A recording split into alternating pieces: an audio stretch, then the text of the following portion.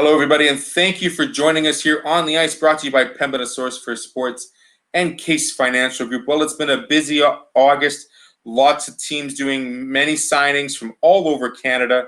Looking forward to the preparations and those eventual start dates where we see return to play of live hockey all over Canada. And one of those players just outside of Thunder Bay, Trenton Morriseau, who has been signed by the OCN Blizzard here in the MJHL, is looking forward to that 13-hour travel. He hasn't done it yet.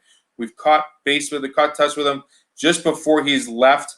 We're going to talk to him about his signing, how he's been able to stay in shape over the last 3 or 4 months during the summer, and what he brings to the table for the Blizzard team up in the OCN area. So please welcome on the ice, Trenton Morrison.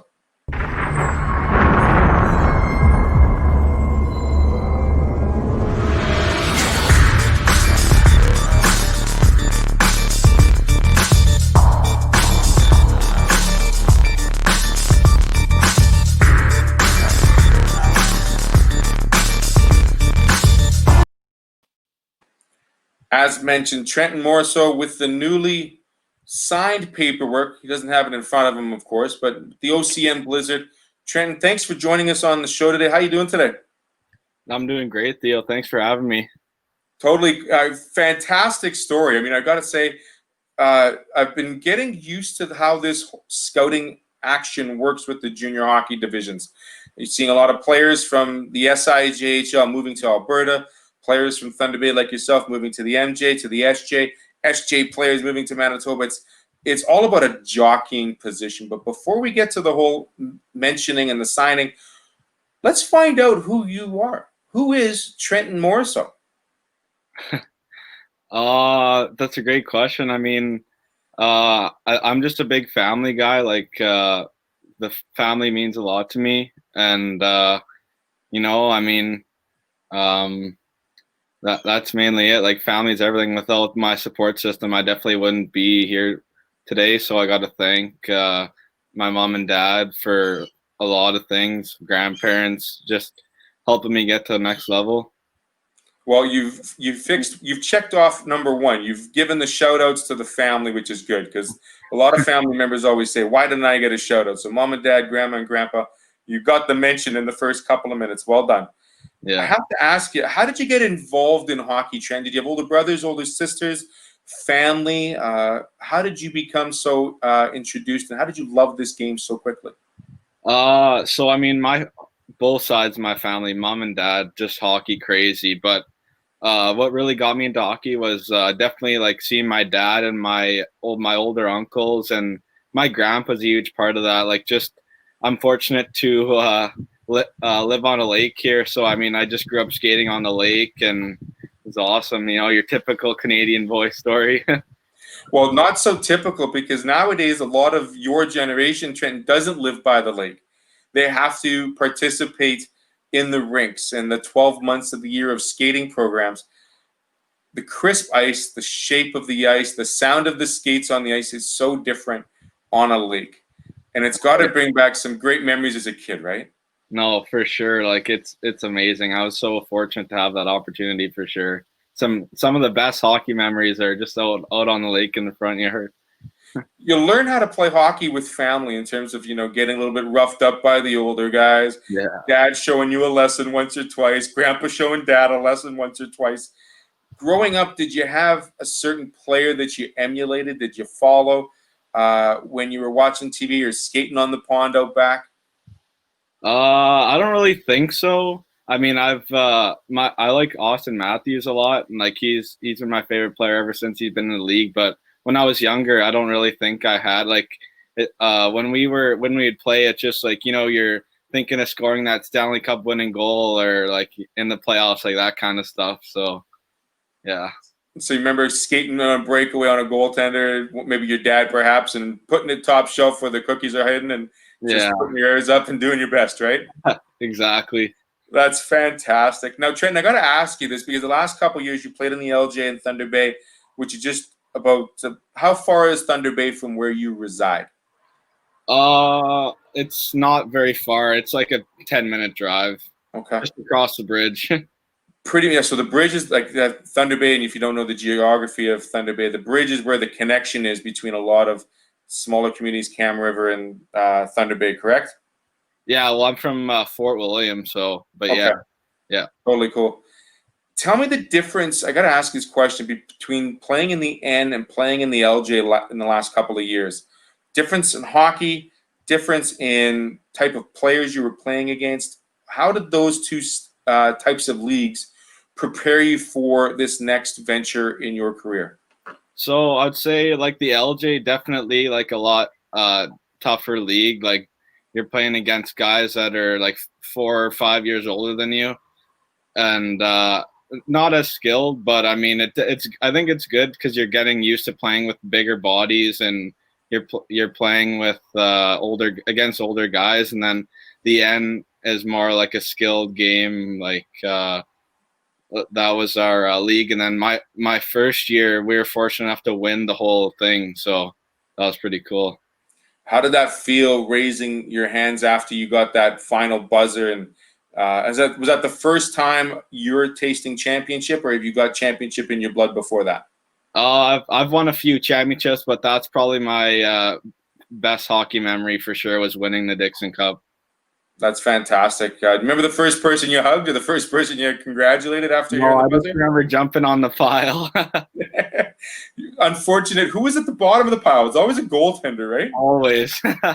Poor guy. I mean, he has all that gear, and he's got 15 happiest guys on his team just jumping on him. He's like, hey, uncle, get off me now, you know? Yeah. So it's been a busy off season for you, but let's get right to the front of it. You're making the jump to go play for the OCN Blizzard in the Manitoba Junior Hockey League. How did you decide on playing for OCN, and what was it like for them reaching out to you and saying, hey, we want you to come to camp? So, like my decision to go, like the Manitoba League is a great league, like for advancement and moving players on, and like I think it's a great league for my development personally in my game. You know, like it's a competitors league. Like there's going to be tough. Every night's going to be tough night, and I couldn't be more ecstatic to go to such a great organization. So, yeah. Pen to paper, did you feel a little bit fuzzy all over, knowing that you were making the next move? No, I was pretty pumped. Absolutely. That's great news. Billy Keane's he's going to start a great program up there. Speaking of your game, what are you bringing to the ice that the OCN Blizzard will be looking forward to seeing you play in their jersey?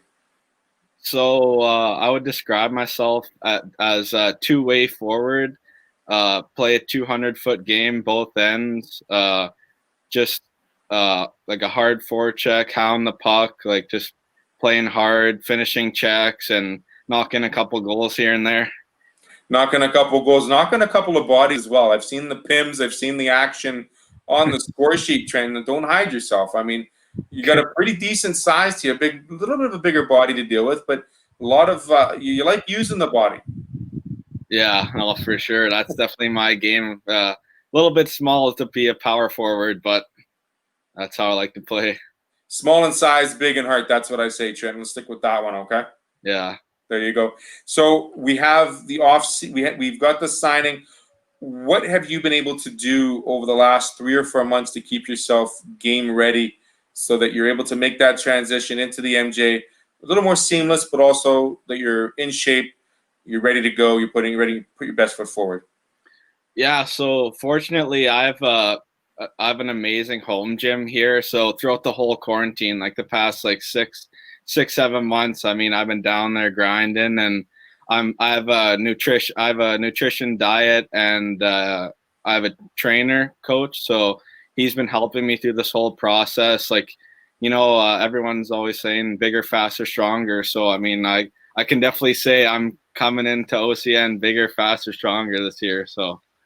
What have you changed? Let's break this down a little bit. You quickly go over the nutrition idea, the trainer. Let's start with the nutrition. How has your nutrition changed over the last couple of years, Trenton? Knowing that you're going into more of a mature body, you're physiologically changing. What have you introduced into your diet more so and kind of taken away from? Yeah, so I mean, especially once you start getting into the higher levels, like you can't be your diet, sleep's got to be on point. Like nutrition and sleep is like two of the greatest performance enhancing things you can have. So I mean, like definitely eating out has stopped a lot more since then. Um I have my like 4 meals a day. Lots of I've been incorporating lots of like more greens. Like I have a green shake and a salad during the day. Like I'm not fully vegan, but that's a game changer. I've seen what that can do. No doubt. I mean, you talk about game changes, a fantastic couple of documents that we talked about with some other athletes earlier this year.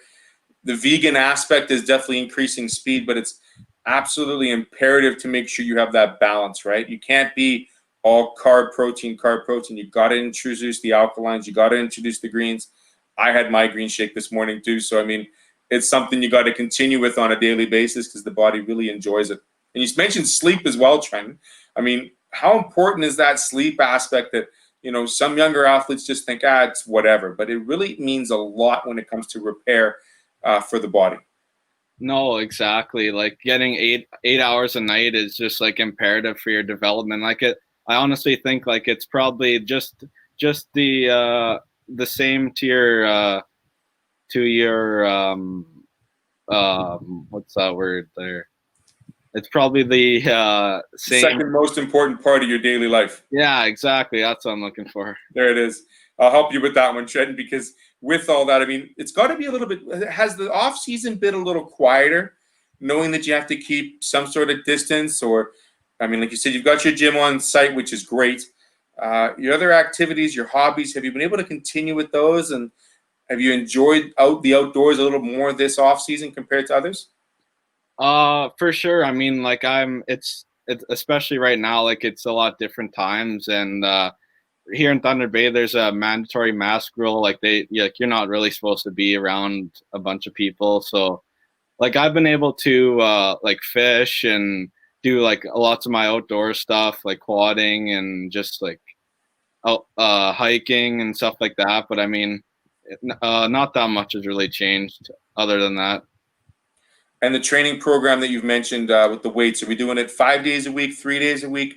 What type of regime have you been following in the off season so you're able to get the test to the body, but also the repair to the body at the same time? Yeah. So when I wasn't skating, I was going about 5-6 times a week. I would lift about 4 days a week, and I'd have one day specifically just for cardio, and then I would have 2 days I would be doing sprinting like on a separate time from my lift. And then once hockey started up and the rinks opened back from COVID, I'm doing weights like 2 to 3 times a week, and like not as hard, but trying to taper down a little bit, like going into training camp. Like I know I'm in good shape right now, and I just want to keep injury free and be ready to go. So yeah. Injury-free is key, yeah. And one thing too I've really incorporated is yoga. That's a real game changer. The man with the stretching plan. I like it. It's when did the rinks open up for you in Thunder Bay, Trenton, for you to get back on the ice? Because I know I've talked to some players, and those first couple of steps back on the ice weren't the most graceful. Yeah, no. So the rink in Thunder Bay didn't open until like August 4th. Okay. Yeah. So you've had about a month or so to get back into the wheelhouse of skating. And did you forget how to skate in the off season? No, it was a little bit different carrying around a little bit extra weight, but I've learned how to manage. Now I'm feeling great. Good for you. Okay, we're going to take a quick break, Trenton. Go away. We're going to talk a little bit more about getting prepared for this upcoming September, and then a little section I like to call Off the Ice. So stay with us here when we get back on the ice.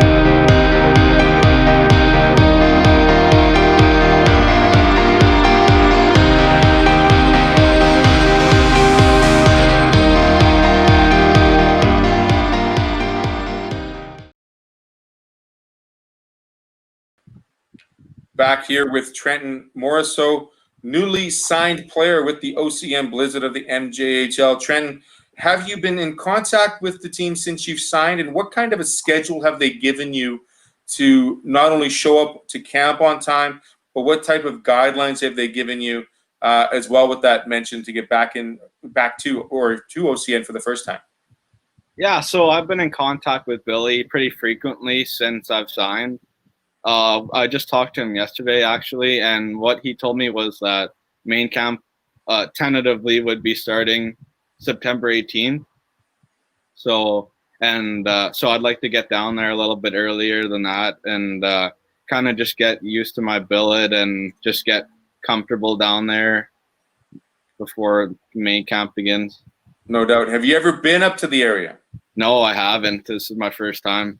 Is this going to be your first time really away from family as well? You mentioned earlier in the first segment you're a big family person. Is this going to be a move you're going to be okay with? Obviously, technology will help that out. But, I mean, being away from family, is this your first time? Yeah, I mean, this is technically my first time moving away with someone that isn't family. So it is a little bit of a jump for me, but I've been preparing for it, and like it's something I have to do. So I'm ready. So main camp September 8th, tentatively, and hopefully it's going to happen. We look forward to seeing hockey back very soon. Trenton, part of your game is obviously being the two-way player, the strong player, the guy with the big heart. What part of your game needs to improve to make sure that you're having that place on that roster this upcoming year?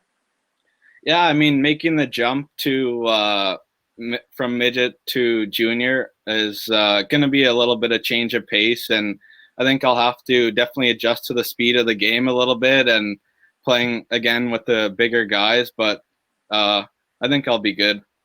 I think you'll be fine. You've got that experience with the older guys. You'll notice the maturity level for sure. Playing against 20-year-olds, I mean, it's a lot different compared to playing with the same guys that are the same age as you. Yeah, no, for sure. Cool. So we're moving up about middle of September. We'll see you up there in OCN. Now we're going to get to my favorite part of the show, the off the ice segment, Trenton. Here you go. Are you ready? Just give me some fun stuff. We're going to see how many times you can crack a smile or I can make you laugh, okay? Okay. First off, number one, who is the better cook, mom or dad? Jeez. Probably mom. I would say mom. Okay. Mom's cooking, you're going to miss the most when you're away. Definitely. Okay. What's that one meal she makes you just got to get sent in Tupperware and get a freeze and bring up? Definitely my pregame meal, chicken parm. Chicken parm, okay. A little chicken parm. What does dad do great? He's awesome. Same thing, just supports me like dad's meal. Definitely another pasta. Okay. Yeah. Very cool. You talk about family and family gatherings. How is it, being a role model for, younger cousins or younger members of your family, how proud is it to make you feel like you're making this jump and being one of those people, those players from your community that's able to excel on the rink? Yeah, no, I think it's great. I mean, it just being from a small reserve just outside of Thunder Bay, I mean, it just shows other kids that are from here, like, you know what, if I can do it, you could do it too. So do you look forward to passing down some of those stories to your younger siblings or younger cousins in generation? Yeah, it's going to be awesome. I'm pretty excited. How important, I got to ask you this question, if it's, it might be too personal, but I'm going to ask it anyway. How important is it to be from your small reserve and maintain that heritage and that culture amongst your family and be able to be proud of where you come from, and how important is that to you? It's everything, man. Like especially what's going on now, like change hockey culture, and I think what Ethan Bear did wearing the Cree jersey for a game was just awesome. Like that's just inspiring other Native kids that, you know what, like we're here, like we belong here just as much as anyone else. So it's such an important message to see, young athletes doing great things within their community and then extending themselves. Such a great thing you're doing, Trenton. Let's get back to the funnier part of things. Fishing or hunting better? Which one do you enjoy most? fishing. Fishing. Are you one that would catch the walleye and fill it yourself, or do you have to rely on someone else's expertise? I gotta rely on Grandpa for that. Ah, Grandpa getting the shout out again. Good. Yeah. I've never been able to. I guess the key thing is having the right instrument of filleting. You got to have the right knife, because if you don't have the right knife, you can butcher a great walleye, and it's not good. Oh yeah, my grandpa's pretty skilled with the knives for filleting. Right on. Is it mostly walleye you're catching? Are you catching pike, husky? What else are you fishing up for the Thunder Bay? Walleyes. Sometimes we'll go out salmon fishing, lake trout, steelhead, but mostly walleye. I like the walleye because they're little, they're fast. You can see them on the top of the water. Lakers are super deep. They're like anywhere from 50 to 150 feet deep, right? Yeah, you're going out there a little ways. You're going out there a little ways. That's understating it, Trenton. Now, come on. So not so much the hunter. Do you enjoy hunting? Do you enjoy that kind of lifestyle? Yeah, no, I mean I've just always been more of a fisher than hunter. Okay. Yeah. Very cool. So it's a rainy day. You're sitting inside. What is Trenton doing to pass the time on a rainy day? Rainy day. Definitely get a workout in for sure. Probably play some video games and just chill out. I'm glad you said workout first, video games second. Is it a little NHL 2K? Is that the game of choice? Or are we going somewhere different with this? Yeah, NHL. Okay. The Leafs your favorite team because you mentioned Austin Matthews. Yeah. Okay, I'll let that slide. What are your thoughts on the bubble in the NHL and getting them to return back to hockey? I mean, a lot safer because they're professionals. They've got all these extra, amenities with them. But what have you noticed in the playoffs, if you've been watching it at all, that's different than you would have normally seen in another playoff run? I mean, the Blues are gone. Some really good teams with a lot of talent, like the Penguins, are out first round. What have you liked about the bubble hockey, and what haven't you liked about it? I think it's I think they needed to do it for in order for the playoffs to in order to have the playoffs. But I mean, I think the guys are doing a great job of just playing hard. It's definitely weird for them. They're used to playing in front of packed crowds and no one's there. I think they're doing a great job of still playing, but I mean, it's definitely not the same playoff atmosphere as it usually is. But you know what? Hockey all day. At the beginning there, when there was games all day, you can't complain about that at all. Put your feet up, grab a drink, turn the TV on. It's game time, right? Yeah. That was pretty impressive. Do you like the idea of the play-in rounds, or would you only do that just for this year because the season ended a little bit early? No, I would have just did that for this year. Okay, so you like just having the 8 and the 8 and game on? Yeah, that's perfect. Gets too crowded with more than 16 teams. Would you agree? Yeah. Okay. All right. Of the teams left, who are you cheering for? Geez, you put me on the spot like that. I have to. Probably Tampa Bay. Honestly, they're a wagon this year. They gotta show up because they didn't show up last year. Yeah, they got something to prove. They got something. What about in the West Side? You like Vegas, or do you like Colorado, Dallas? Vancouver, still the only Canadian team remaining. I'm gonna have to go Vancouver just for the only Canadian team. Okay, Van City. Yeah. Very good. You mentioned yourself the two-way player, not as big as a Milan Lucic, but I mean, you like Austin Matthews. How is the wrist shot versus the slapper? Yeah, no, I definitely don't take too many slap shots. The wrist shots, just got to get it off quick, and that's a nice thing about it. Trenton, I'm going to ask you a nice couple of ice questions here. 2-on-1, are you a passer or a shooter? Oof, probably passer. Okay. Not trying to force it, though. Not trying to force it. If the shot's there, you're going to take it, right? Yeah. Where do you normally shoot on a goaltender? I'll probably, this is going to sound weird, but I shoot pretty low lots of the times. When you're playing against good goalies, they got good hands. You're not going to, especially at the next level, you're not going to be scoring bar down every time. As much as great as it looks going bar down, you're going to get a rebound shot potentially off a pad, right? Yeah. I'm going to ask you this question, and hopefully Billy Keene's watching or not watching, depending on your answer. Shot is on net. Are you stopping in front of the net? Or are you circling the wagons and going around? Oh, I'm stopping to bang That was the good answer. That was the right answer. I mean, kills me when I see young players do the loop and the puck is sitting right there, and you try to grab the rest of your hair out of your head because they don't know what they're doing. My team, the Thunder Bay Kings last year, we had a drill where all you had to do was stop in front of the net and finish that rebound. And what was the recompense if you didn't stop in front of the net? Oh, you're getting skated. Getting skated. What was the worst drill that the Thunder Bay crew gave you in your last couple of years? What was the one drill you just detested? I don't know if we've ever had a worse drill, but we definitely got bag skated a lot. But it was we were the best in shape team compared to any other. We'd outskate any team. So the bag skate was still in effect. The lightning stripe, or just the fact that you had to go around the ice thousands of times? The lightning stripe in 30 seconds.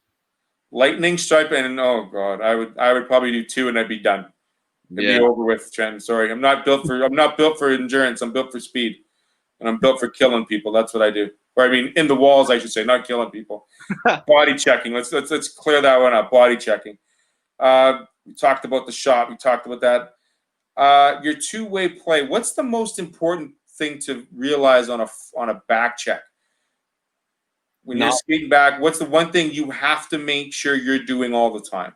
Definitely definitely not to overcommit on a back check either, because lots of times, like you see, even in the NHL, there's lots of guys that will overcommit on a back check, and it's just easy to get a tiny little bit of space and you're coming back too fast. Like, you got to time it a little bit. You talk about that where you see two defenders taking on one attacking player, leaving somebody wide open for a shot. You're absolutely right. Making sure you realize where that defender needs to go is so key. Yeah. How important are goaltenders in your world? And do you ever talk to a goaltender before a game? Not really. Like, they're pretty superstitious. I don't really like to bug them before a game, but they're a key part of any team. So just let them do their thing, and you don't bug them. Just let them do their thing. Yeah. It's funny because I ask a lot of goaltenders when we do this show, Trenton, and they kind of say the other thing where they're not superstitious. They're just wondering, why are they left alone? Like, they want to be part of the conversation too. But I guess from the standpoint of a player, I never talk to my goaltender either. I just kind of let them be on the same page too. Yeah, I don't want to bug him. I'll just let him do his thing, and we'll be good. Very good. Before a game, Trenton, you are the DJ in the room.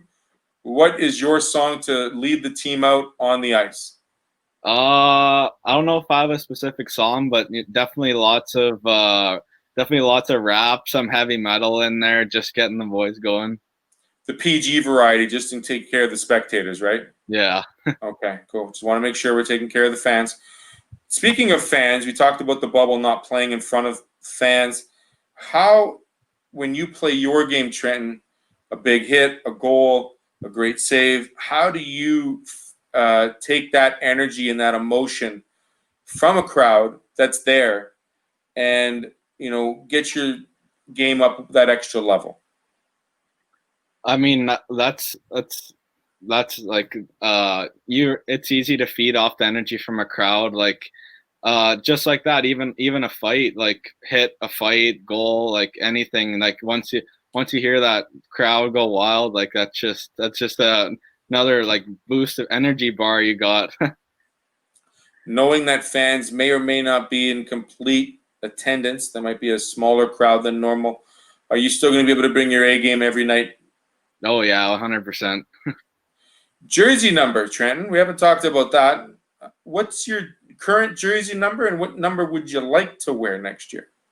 So my current jersey number is 16. I've worn 16 the past 2 years with the Kings. That's just been my number that I got, and I chose that number when I got on the Kings because my uncle Ron played there, and I wanted to kind of continue the legacy a bit and have his stall he once had. So I thought that was pretty cool. So you had Uncle Ron's number. Did you have Uncle Ron's stall as well? Yeah, I think so. I mean, they're a little bit updated, but just to have the tradition carry on is pretty cool. Does Uncle Ron know that story? Yeah, Yeah. That's awesome. What was his look on his face when you told him? No, he's another great supporter I have. Like he's just he's always tells me how proud of me he is and that he wants me to keep going. So I got to keep going. Got to keep going, as you will in the next couple of weeks, making the 13-hour trek up to OCN. Trenton, one last question before I let you go. I got to ask you this. We talked a little bit about it earlier. If you had to give a message to younger players within your community from another small reserve looking to make that next level or that next step, what would you say to those young players, male or female? Any advice I could give is just believe in yourself, like believe you can do great things, and I mean, believe you can, and you're halfway there. So just putting in the work, and good things will happen. Believe in yourself, put in the work, good things will happen. We started the show, Trenton, with you giving out some shout outs to some family members. Your last chance to give out any more shout outs before we say goodbye. Yeah, I'll give a shout out to my trainer, Blade Collins. He's helped me out a lot. But yeah, it's the last shout out I got. Right on. Trenton Morrison on the ice on Amateur Sports TV. Make sure you check out Coffee with Graham Tuesdays and Thursday mornings, 10:30. Have yourself a great rest of the day. Trenton, thanks so much for joining me. We look forward to seeing your successes in this upcoming season. Yeah, thanks for having me, Theo.